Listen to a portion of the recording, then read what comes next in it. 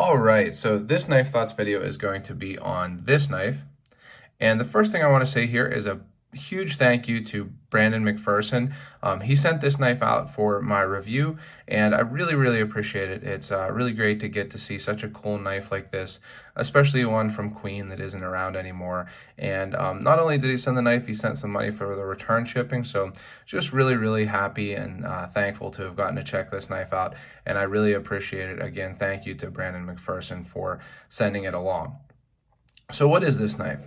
Well, this is a Scout knife, a Schatt Morgan Scout knife made by Queen on the Keystone series. So Schatt Morgan is a brand, it's an older brand that for a long time was owned and used by Queen Cutlery until unfortunately Queen shut down. And it was kind of their higher end brand. So they would do Stag handle knives and things like that, pearl and abalone on the Schatt Morgan brand, and as you can see, it also has the Queen Cutlery stamp. And then the Keystone series, which is kind of designated by this Pennsylvania Keystone shield, was another series within that. And they did several runs of the Keystone series throughout the years, and they did this pattern on several of those runs. But I believe, I'm not 100% sure because this knife didn't have the box, and Queen's catalogs, although you can find a lot of them online, are not super thorough, I guess I would say. I believe that this knife, because of a feature that it has, which we'll talk about later, was made in 2013. So let's take a look at the knife. So as a Scout knife, and it is an equal end cigar style Scout knife, it has a spear point main blade, and then on the opposite end on that spring, an awl. Then on the other spring, it has a screwdriver and bottle opener. And then on the other end of that spring, a can opener. And then it also has a bail, which is really common on Scout knives. So it's a useful combination of tools for sure. And the blade steel on this is 420 HC. So it is a stainless steel, which is nice on a Scout knife. And a really direct comparison, and something I'll talk about a little bit more later, is GEC, Gradation Cutlery. And Gradation Cutlery doesn't use a whole lot of stainless steel, whereas Queen Cutlery did. So you can find Queen Cutlery traditional knives in stainless steel pretty often, and this is an example of that. And then as you can see, the covers are Stag, and they're a nice kind of smooth, understated type Stag. It's not necessarily my favorite look for Stag, although I think for actually carrying this knife, having it be relatively smooth and not super thick is probably better, because it will be less obtrusive in the pocket. It won't be quite as thick, especially considering it's not the thinnest knife around anyway, because it's a 2-spring 4-bladed knife. So I do think it looks pretty nice as Stag goes. The fitting of the covers to the bolsters is actually really nice. I can't feel any major gaps there, and we'll take a look. Pretty much flushly fitted. The pins are pretty good also, maybe some slight gaps at some of those pins, but not much. It's more so I think that they're inset. These pins are spun like a lot of GEC pins are. And then taking a close look at the shield here, you can see there are some gaps there for sure. I'm not going to say that there aren't, but that's something that you do see relatively frequently on Queen knives, especially later in the company's history, and I think also a little bit more on Stag knives also. But not so bad that it's something, I don't think holding it out here, you might not notice those gaps quite as much as when I'm holding it way up here. So nicely made. Another thing here is that it is a 4-bladed knife, and they do fit the blades in pretty well. So you can see that there's no obvious rubbing, although there is a spot here on the main blade where if you're not careful when you're opening it, it'll rub against the tang of the awl there. Then also, if you push the awl too much while you're opening it, you get a little bit up there, I think. Doesn't really show too much on the awl. And then the can opener and bottle opener both fit in pretty well with no real blade rub that I can see. And there's also no blade play that I can feel on any of these blades, so really nice there. The springs are actually really flush, and there's pretty much no gaps either, which is really nice. This is, you know, sometimes you would see gaps on queen knives in the, you know, this kind of 2010s era of knives, and you don't really see any on this one. So that's really nice. It's nicely finished there. And when open, the springs are also pretty much flush on all those blades. And actually the grinds look nice also. So one thing on queen knives, especially later on, it seemed like the grinds got a little thicker, and sometimes this can be hard to show, but as you can see, hopefully,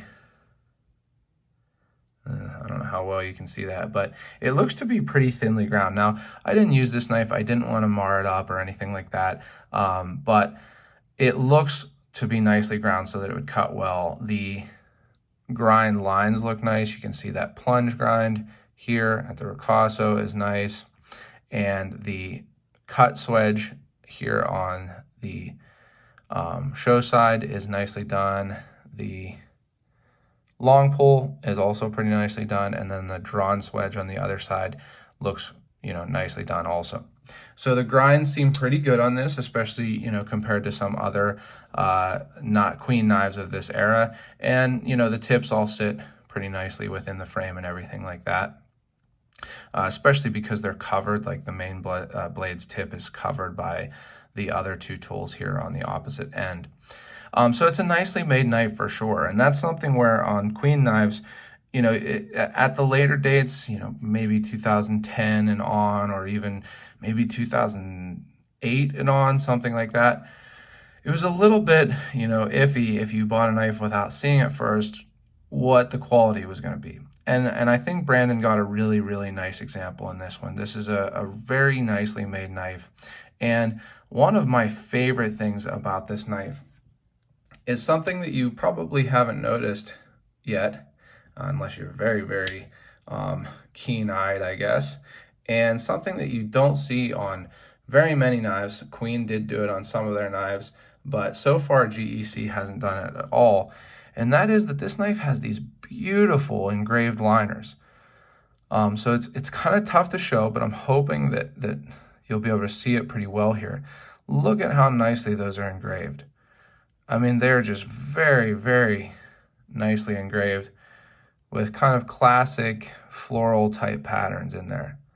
And I'm just going to move it around so you can see it. It is, like I said, tough to see in there sometimes, but just really, really nice engraving. And that's not, like I say, something that you see on very many knives at all. And it's kind of a, I guess, old school, kind of a nod back to the original golden age of pocket knives. And I've said in some of my posts and maybe some videos that I think we're in another golden age of knives, but kind of the golden age for this type traditional pocket knife, where you might see things like that, this really fine finishing on the inside of a knife, where you're only going to see that if it's, you know, your knife and you're someone who's going to enjoy finer detailing on a knife. So that's really, really cool, and something that I think is valuable. It's valuable aesthetically, and also just as a kind of piece of knife history. I don't think you're going to see a whole lot of that kind of thing going forward. And I really enjoy it. I think it's super cool, and I really think that this is a nice piece that Brandon has here. Another thing I wanted to talk about here is the can opener. So I actually don't so much anymore, but for a long time I was using can openers a lot because I took like sardines and you know, 3-bean salad and stuff like that maybe most people think is weird to eat, but I would take that stuff for lunch. And I've actually never used this type of can opener. So this is kind of like a blade style can opener, and it's used differently than other can openers you might be familiar with. So I'm going to show you a couple other can openers. So the one that most people are probably familiar with is the Swiss Army knife can opener. And this, when you hook this onto the outside lip of the can and you roll it forward to cut into the can. Another one, and I'm going to talk about this knife a little bit more in a second, but another one is on this GEC, which is a combination. And actually Victorinox does use some combination can openers also, but you'll see this kind that's also a bottle opener as well as a can opener. And this kind of works the same way, although I do find that going backwards can work as well. Unlike on the other Swiss Army knife, you actually go, this way while you're cutting with it. So both cut downward though, that's the main thing. That's not the case from what I've seen. And again, I haven't ever used this kind of can opener. It is, I think, kind of maybe an older style of can opener. But for this one, you actually stab this down into the inside of the can, and then you kind of press the lip of the lid into this section here. So stab, press this in, and lift it up like that. And I'm not 100% sure if it goes forward or back. I was looking up some videos on how to use these. They're kind of tough to find. And I saw people going both ways. So I'm not 100% sure which would work better, going forward or back. I'm certainly not going to scratch up Brandon's knife by trying it myself. So it's an interesting style of can opener. It would certainly maybe be easier to sharpen and maintain than some other styles of can opener. But I've never used it, and it's interesting to see that, kind of stabbing down first, then rolling up style of can opener. So then another thing I want to talk about here is the fact that GEC, which is, kind of in some ways a successor, for a while it was a competitor to, but now is kind of the successor in some ways to Queen. The fact that GEC has never made a medium or normal size scout knife. So they did make the Texas camp knife, which is a little bit different in that it does have, a main blade. It has an awl, but then instead of both a bottle opener and a can opener, with the bottle opener having a screwdriver, it has this can opener, bottle opener combo, and it includes a secondary blade. So just a little different. That's just some oil that's on there. And also super, super huge. So a lot of people are familiar with the Victorinox Farmer. And as you can see, this Texas camp knife is a big knife. It's tough to carry, I'll be honest. I do carry it. I've used it a lot, but it's tough to carry in your pocket. So a lot of people have wanted for a long time for GEC to make a medium or normal size scout knife, and usually it's suggested to do it on this number 35 pattern. And GEC recently did the number 35 pattern. I just have this one out to show as an example of the sizing. And so as you can see, they're extremely similar in size. I mean, so much so that, you might, if you just had an outline of them, you might not be able to tell the difference. So the GEC 35 pattern is very, very well suited to be a scout knife. And in fact, a GEC employee who often interacts online, mostly on Facebook, actually in the Facebook group that I help to moderate, and I'm an admin of, the Great Eastern Cutlery Club, has said that he really wants to make, and that it was close to coming to fruition of having a scout knife on the 35 pattern. Like I said, GEC recently did the 35 pattern, but instead of making a scout knife, they made the beer and sausage knife. So the beer and sausage knife was extremely popular, but it wasn't what people were expecting. Instead of a scout knife, it had a main blade, it had a bottle opener and fork, and then it had a beard refuse removal tool. So not exactly a scout knife, and it was super popular, so a lot of people obviously liked it. I like it. I think it's, really quirky. But a lot of people were disappointed that they didn't do a scout knife on this 35 pattern.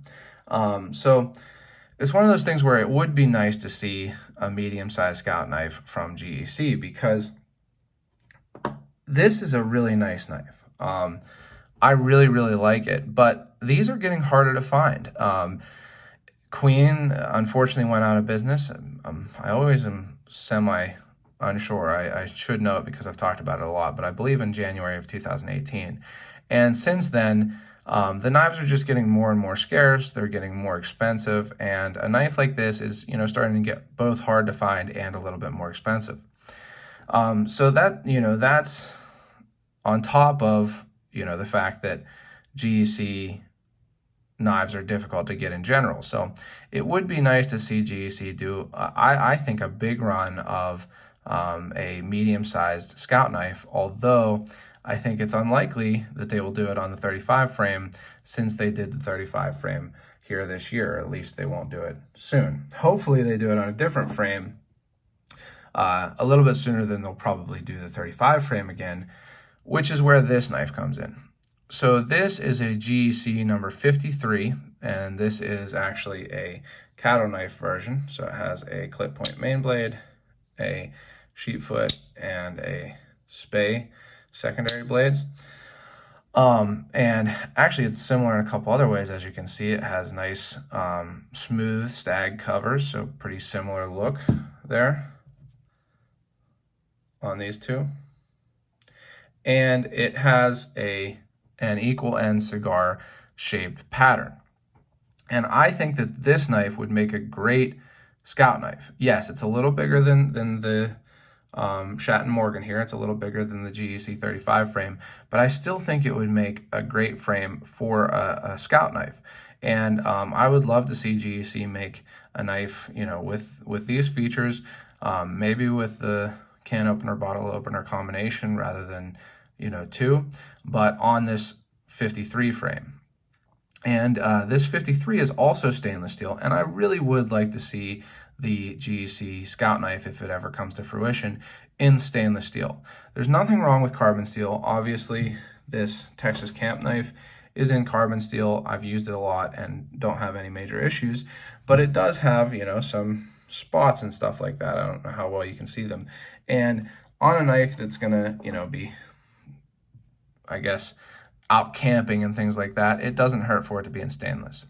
So that's another reason why I think this knife is so cool, is because, it would be really, really great to see a medium to semi-large sized scout knife from GEC in stainless steel. But I don't think it's super likely to happen, at least not very soon. So something like this, if you can still find it, which I do think sometimes, these pop up on eBay and things like that, it's a good option. It has a lot of really nice features. It is a piece of American cutlery history. It's really well made, and I just think it's a really cool knife, especially with those engraved bolsters. So again, I really have enjoyed getting to check this knife out. I have looked it over a whole lot, and I think it's a good example of Queen's production in 2013, and it's a cool knife with the fact that it's not something you can really get from GEC, and it has some features that, you don't see a whole lot, like those engraved liners and the unique can opener.